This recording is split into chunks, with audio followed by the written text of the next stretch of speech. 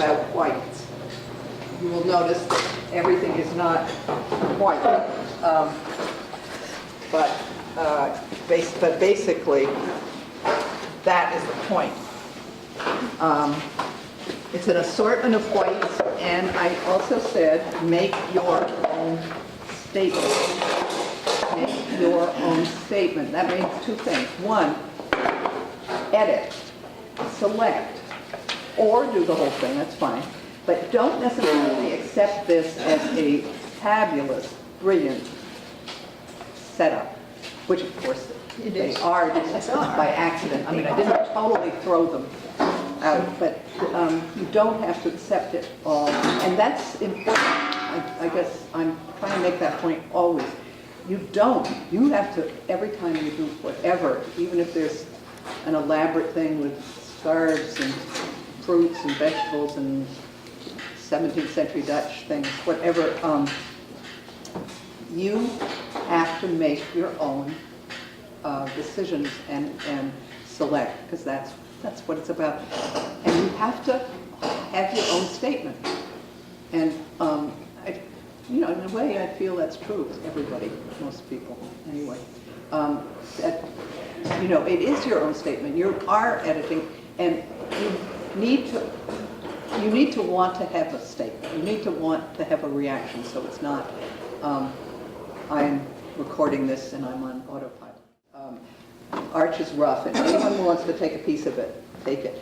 It's an old paper, and it has a certain quality of dryness that, you will recognize. And so in a way, if you happen to want to use one of these, there is exactly what I'm talking about. Every time you have a new piece of paper, and this is what it is, you should be approaching it as, I am going to listen to this. I'm going to feel what happens when I put something down. It may be different from my Fabriano soft press, or it may be different from the Yupo that I love, or the Arch's cold press, whatever, different from a tablet. So the more you are aware and responding, the more that you get a chance to go with what happens on the paper. So as I said, your first touch will tell you how dry the paper is, how slick, how sympathetic. And I really mean that. That the paper is talking back to you, kind of. Okay. Sometimes in an unpleasant way. Sometimes a paper is going to be, you're fighting the paper. And so either, really let go and try to meet it, where it's coming from, or maybe you're not going to use that paper. Okay. Because things will behave differently. And I found that when I did my little pair here. Then at the bottom, I mentioned these gray mixes that you can add to. I would love if people would throw in some new thoughts about, beautiful gray mixes that people have used. There's some what is it, Viridian and Violet? That's one. The Viridian and Cobalt Violet, is it? Cobalt Violet. Cobalt Violet. You can even try a different Manganese blue and Cobalt Violet. That's two of Really? too. So, play with these. They give you beautiful, Look at a gray, yes. Yeah, manganese and cobalt. subtle grays, which when we're talking about white, we often are talking about then the next stage to something, say you're doing oyster shells or mushrooms or whatever. What little gray does it bend to that you see in it? I put a whole bunch of little things, including a gray sheet. These are grays. Mixes that you can take a look at. Then other things. Now, you're going to say, that's not white, right? Aren't you? No. But what it is, there was a lot of kind of almost no color, but there's some color in a shrimp. And so I just, back to that first, was it the first week? Or the ooze color thing? Talking about the dominant color, the informing color, dominant color, underlying color, and informing color. So what do you find when you look at the mushrooms, a white mushroom or a white leaf that also has some green, on a white cloth? And where do you get those subtle grays? I have been interested in whites for long time. This was this series I did years ago of white boats, but then, in fact, this is a little bit too pink. It's not really good reproduction, but because I liked what I could find of these subtle tinges. These were white rooms and others. So this is the old rough paper, and I had a lot of fun. I was talking to Karen with this pair that I kind of made up. We've done shells in the past, so many of you may want to just figure out what else you're going to be doing, and you don't have to watch this. But as I was also telling Karen, one thing I found, and I often do find when I'm preparing for class and thinking what I might be talking about, paper or whatever, I enjoy this more than anything else I do. It is so delightful to just, because I know that I'm just sort of trying to work it out to say, is there anything I have to say here that's worth repeating? I have so much fun with this because I think I go into a little bit of a zone. As we sort of mentioned, I'm not responsible. I'm not thinking this is going to be, the best painting I ever. Well, maybe it would be, but I sort of just give it over, and it's a very small concentration usually. So I love that, and I think I'm more open to this. Be aware, and having the paper speak back to me and say, yeah, this is not quite like what you're usually using. If I were to say what my usual or favorite paper, at least at the moment, is, now I would say it's the Fabriano hot press, heavyweight. And Not soft press. I am not as, I'm working on that. I'm using a lot of soft press because there's so many gifted people in this class who say, oh my God, it's my favorite paper. So I'm working on it, but I'm not. Trying to like it. I'm trying to like it, and I do like it. It's not great for washes, though. If your work is so wash sensitive, Yeah, maybe, I don't know if that's it, right. But I also I love the hot press, that smooth, almost like vellum look, or like as though it had been painted onto ivory or something. Right. I don't know. But it's also a nice white. It's quite a white. very white, yeah. Very white. Okay, I am just I wet this area. Now I know we had a lot of discussion about when we were doing, what was it called? Bleeding color? No, painting with water. Painting with water. A lot of people were not as captivated as I by putting down water and then letting it ooze into the water. I put a little bit of a sort of lemon yellow, because I see a lot of yellow in here, and then this bit of mix is cerulean and a little bit of, is it straight up or quinacridone burnt orange. So there is a gray right there.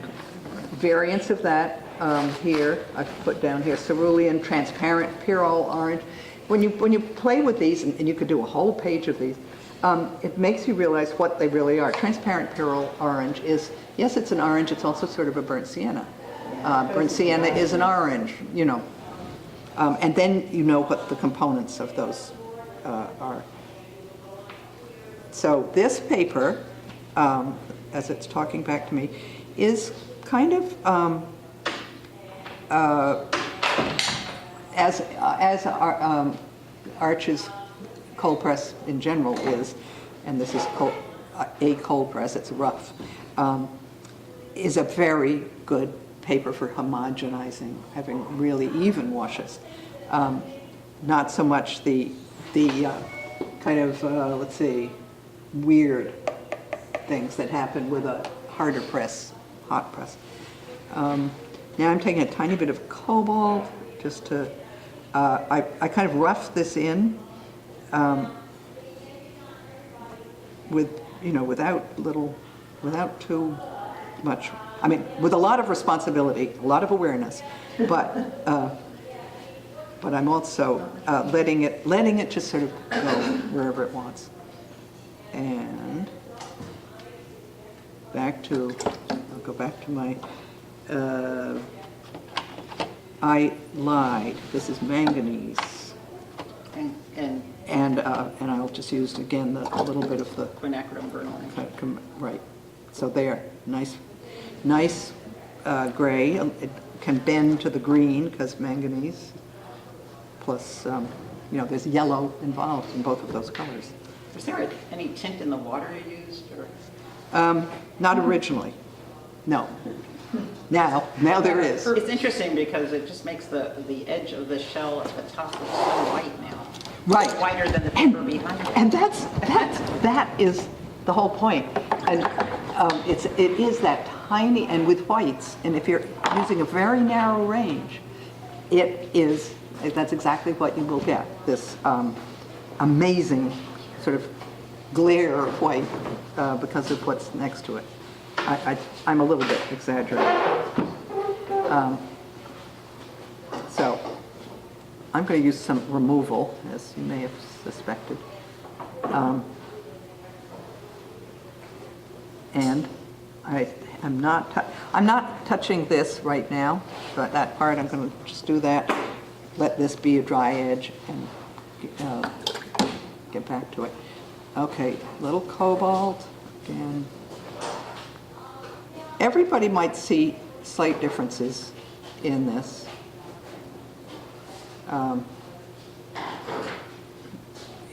So now I just do a little removal.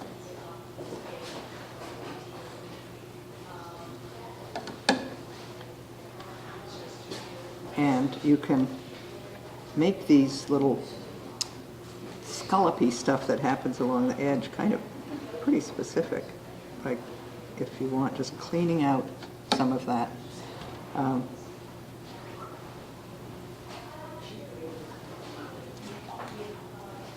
So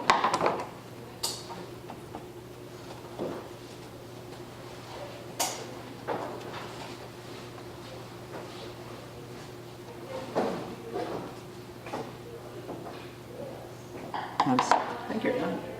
I am. I have to let it dry. I have to let this dry. I am going to put a few more of the scallop things here. Cobalt. Now this is cobalt and a little burnt sienna. Anytime you work up to an edge, it will give you the what? The hard edge. Yeah, it'll give you that hard edge and just that information. You can do little touches just along those hard edges, maybe with big accents. I mean, this has a lot of big accent, even though it has a very small range. Okay. I'm putting this while it's still wet because I want a little of that burr, but basically that will be under it, which goes into that dominant underlying blah, blah, blah. And then I will come back. All right, I'm going to do one more, see how this works. This is Carbazole Violet, and let's try, is that Peroline? Peroline Green. You've asked, as well you should, because it should be mentioned, about some colors. That Peroline Green I love. Different people make it, not just Daniel Smith, but Winsor and Newton. And it's just such a beautiful, rich, deep green. Notice, It can get dull if you're not careful. Yes, it definitely can. I'm going to just put a little swatch of it too. It needs something different. It's great if you're looking for a dark.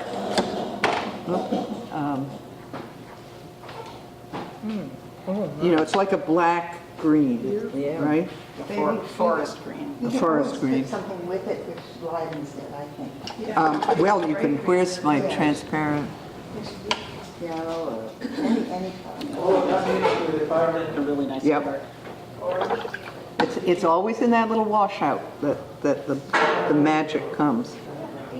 So again, painting with water, just come back with water. This will not take on its magical verisimilitude until we get in the contrast. And so that's why working with white is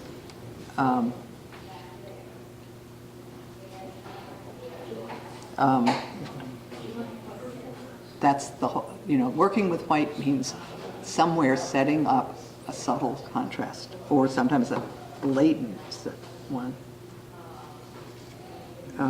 Somebody once said, I remember Anne Brown quoting this, and maybe somebody in the class knows who said this, some revered teacher, one of those ones who does so many, what do you call them, workshops. Maybe it was Skip Lawrence. Maybe it was Skip Lawrence. But somebody, well known. And that never have more than, was it 2 inches of a line or a steady color or Change color, change brush. something. Does that sound like anything anyone's heard? Yeah, I remember that. 'Cause I don't remember who said it though. So I don't know if that's, like any rule, they're made to be observed and maybe, possibly not totally.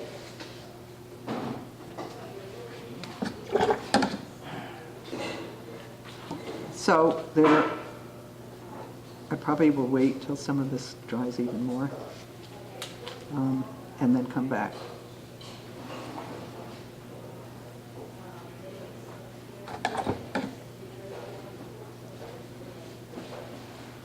Okay, that's enough for today.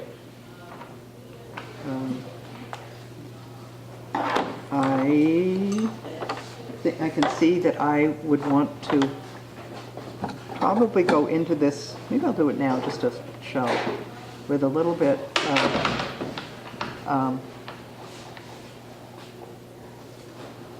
so there's a little bit more contrast.